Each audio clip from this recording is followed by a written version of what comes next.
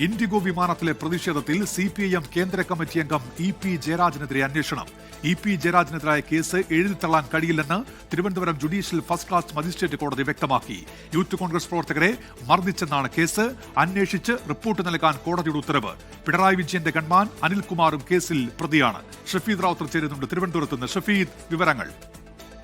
ഉന്മേഷ 2022 June 19 ഈ കേസിന് ആസ്പദമായ സംഭവം നടക്കുന്നത്. അന്ന് ഈ സർക്കാരിനെതിരെ വലിയ പ്രതിഷേധം നടക്കുമ്പോൾ മുഖ്യമന്ത്രി പിണറായി വിജയൻ യാത്ര ചെയ്യുകയായിരുന്നു. ഇൻഡിഗോ വിമാനത്തിൽ വെച്ച് ഫർസീൻ മജീദ് അടക്കം 2 യൂത്ത് കോൺഗ്രസ് പ്രവർത്തകർ അന്ന് പ്രതിഷേധിച്ചിരുന്നു മുഖ്യമന്ത്രിക്കെതിരെ. പക്ഷേ അന്ന് EP ജയരാജൻ ഈ യൂത്ത് കോൺഗ്രസ് പ്രവർത്തകരെ കയ്യേറ്റം ചെയ്തു എന്ന് ചൂണ്ടിക്കാണിച്ച് മറ്റൊരു പരാതി കൂടി യൂത്ത് കോൺഗ്രസ് പ്രവർത്തകർ നൽകിയിരുന്നു. ഈ പരാതിയിലാണ് കഴിഞ്ഞ സർക്കാരിന്റെ അവസാന കാലത്ത് EP ജയരാജനെ പ്രതികരിക്കാനാവില്ല, അല്ലെങ്കിൽ EP ജയരാജനെ ഒഴിവാക്കിക്കൊണ്ടുള്ള റിപ്പോർട്ട് പോലീസ് തയ്യാറാക്കിയത്. ഈ റിപ്പോർട്ട് കോടതിക്ക് മുൻപാകെ നൽകുകയും ചെയ്തിരുന്നു. എന്നാൽ ഇന്ന് Thiruvananthapuram judicial first class magistrate കോടതി ആ ഉത്തരവ്, അല്ലെങ്കിൽ ഈ പറയുന്ന പോലീസ് നൽകിയ റിപ്പോർട്ട് അത് അംഗീകരിക്കാനാവില്ല എന്ന് പറഞ്ഞുകൊണ്ട് തള്ളുകയായിരുന്നു. EP ജയരാജന്റെ പങ്കടക്കമുള്ള കാര്യങ്ങളിൽ അന്വേഷണം നടത്തണം എന്നുള്ളതാണ് കോടതി നിർദ്ദേശം. അതായത് തുടരന്വേഷണം ഈ കേസിൽ നടത്തണം എന്നുള്ളതാണ് ഇന്ന് Thiruvananthapuram judicial first class magistrate കോടതി നൽകിയിരിക്കുന്ന നിർദ്ദേശം. ഇതിന്റെ അടിസ്ഥാനത്തിൽ ശംഖുമുഖം പോലീസിന് വീണ്ടും ഈ കേസ് അന്വേഷിക്കേണ്ടി വരും. അതായത് ഈ യൂത്ത് കോൺഗ്രസ് പ്രവർത്തകരെ വിമാനത്തിൽ വെച്ച് ആക്രമിച്ചു എന്ന് കണ്ടെത്താൻ കഴിഞ്ഞില്ല, തെളിവില്ല എന്നുള്ള കാരണത്താലായിരുന്നു പോലീസ് കേസ് എഴുതിത്തള്ളാനുള്ള നീക്കം നടത്തുകയും കോടതിയിൽ റിപ്പോർട്ട് നൽകുകയും ചെയ്തിരുന്നത്. ഈ റിപ്പോർട്ടാണ് കോടതി തള്ളിയിരിക്കുന്നത്. മാത്രവുമല്ല, ഈ സംഭവത്തിന് ശേഷം ഇതിന്റെ CCTV ദൃശ്യങ്ങൾ അടക്കമുള്ള കാര്യങ്ങൾ പരിശോധിച്ച് വിശദമായ അന്വേഷണ റിപ്പോർട്ട് നൽകണമെന്നുള്ളതാണ് കോടതി ഇപ്പോൾ നൽകിയിരിക്കുന്ന നിർദ്ദേശം. വലിയതുറ പോലീസ് SHOയ്ക്കാണ് നിർദ്ദേശം നൽകിയിരിക്കുന്നത്. നേരത്തെ നമ്മൾ സൂചിപ്പിച്ചെന്ന വലിയ രാഷ്ട്രീയ വിവാദമായ സംഭവമാണ്.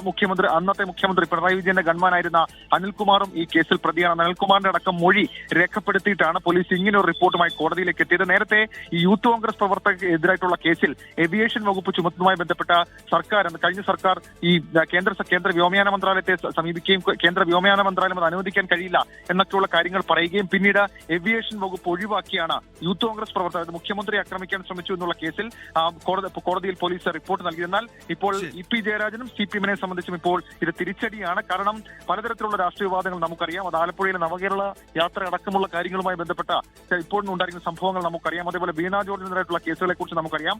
ഏതായാലും പുതിയ സർക്കാർ വന്നു, കോടതി തന്നെ ഇക്കാര്യത്തിൽ ഈ വിഷയത്തിൽ പോലീസിന്റെ റിപ്പോർട്ട് തള്ളിയിരിക്കുന്നു എന്നുള്ളതാണ് ഏറ്റവും പ്രധാനപ്പെട്ട കാര്യം. ഉന്മേഷ്. ഷഫീദ് റാവുത്തറാണ് തിരുവനന്തപുരത്ത് വിവരങ്ങൾ നൽകിയത്.